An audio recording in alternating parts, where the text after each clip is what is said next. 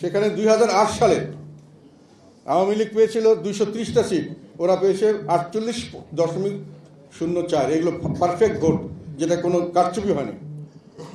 আর BNP পেয়েছিল 30টা seat, তাদের ভোটের পার্সেন্ট ছিল 32.5। জাতীয় পার্টি পেয়েছিল 27টা সিট, তাদের হলো 7.07। ভোটের পার্সেন্টেজ আগেরটা চেয়ে আমাদের একই, ওটা ছিল 7.25, এখন 7.0। এবং জামাত পেয়েছিল গতবার 17টা সিট, এবার পেয়েছে 2টা সিট, তাদেরও ভোটের পার্সেন্টেজ হলো 4.7। ভোটের পার্সেন্টেজে আমরা আর জামাত মোটামুটি একটা জায়গায় আছি। বিএনপি এবং আওয়ামী লীগের মধ্যে সবচেয়ে বেশি আওয়ামী লীগ পেয়েছে 48%, আর বিএনপি সবচেয়ে বেশি পেয়েছে 40%।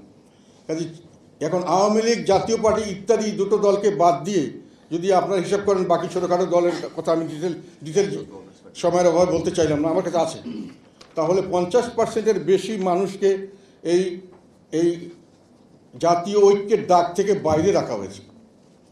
এখন স্বাভাবিকভাবে আমরা যেটা জানি, আপনারাও জানেন, বিল্ডিং একটা যখন স্ট্রাকচার বানানো হয়, যদি একটা সাইড বসে যায় আর একটা সাইড দাঁড়িয়ে থাকে, তাহলে বিল্ডিংয়ের মধ্যে একটা ক্র্যাক হয়, এবং ক্র্যাকটা হলে সেই বিল্ডিংটা ঝুঁকিপূর্ণ হয়, যে কোনো সময় ভেঙে যেতে পারে। এখন আমরা কিন্তু দেখতে পাচ্ছি যে এই ক্র্যাকটা সৃষ্টি করা হয়েছে। ওনারা কাউকে নিচে নামিয়ে দিচ্ছেন, কাকে উপরে রাখছেন। কাজে একটা বৃহৎ অংশ, 50%-এর বেশি অংশকে ওনারা এই ডায়ালগের বাইরে রেখেছে। এই জনসমষ্টিকে রিপ্রেজেন্ট করছে যারা, বা যেই জনসমষ্টির কোনো রিপ্রেজেন্টেশন না রেখে তারা এই ঐক্যের ডাক দিয়েছেন। এটাতে করে আমি মনে করি যে একটা জাতিগতভাবে আমাদের মধ্যে একটা ভুল বোঝাবুঝি, অবিশ্বাসের সৃষ্টি হয়েছে। কাউকে যদি আপনি অবিশ্বাস করেন, তাহলে সে আপনাকে অবিশ্বাস করবে। কাউকে যদি আপনি ঘৃণা করেন, সে আপনাকে ঘৃণা করবে। কাউকে যদি আপনি নিশ্চিহ্ন করতে চান, সে আপনাকে নিশ্চিহ্ন করতে চাইবে। আমরা চাই যে সকল মানুষ, এখানে যদি নির্বাচন হয়, সকলের পার্টিসিপেশন দরকার আছে।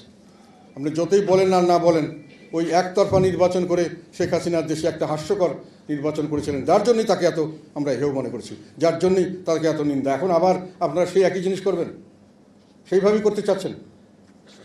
This is very unfortunate.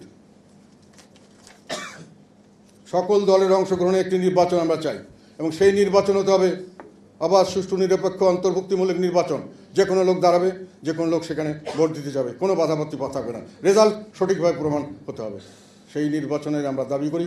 পরবর্তীকালে রাষ্ট্র সংস্কারের জন্য পার্লামেন্ট বসবে, সেখানে আমরা সংস্কার, আপনার প্রস্তাব যদি দিতে পারেন, আমরাও প্রস্তাব নিয়ে আসবো, এবং যেটা জনগণ গ্রহণ করবে সেভাবেই চালু থাকবে। সেইভাবে আমরা দেশকে এগিয়ে নিয়ে যেতে চাই। আর কোনো দল যদি, বা কোনো সংস্থা, যে কোনো সংগঠন সরাসরি কোনো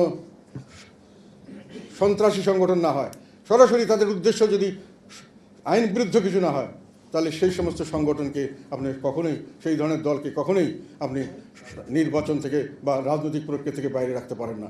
তাদের মধ্যে যদি কেউ সন্ত্রাসী কাজ করে, তাদের মধ্যে যদি কেউ কোনো খারাপ কাজ করে যেটা জনস্বার্থে বা দেশের স্বার্থে ক্ষতিকর, আপনি তাদেরকে ধরবেন, তাদের মধ্যে আপনি ইনভেস্টিগেট করবেন, বিচার করবেন, প্রমাণ করবেন, শাস্তি দেবেন। সেটি হলো নিয়ম। তার জন্য একটি সংগঠনে সব লোকই কি খারাপ?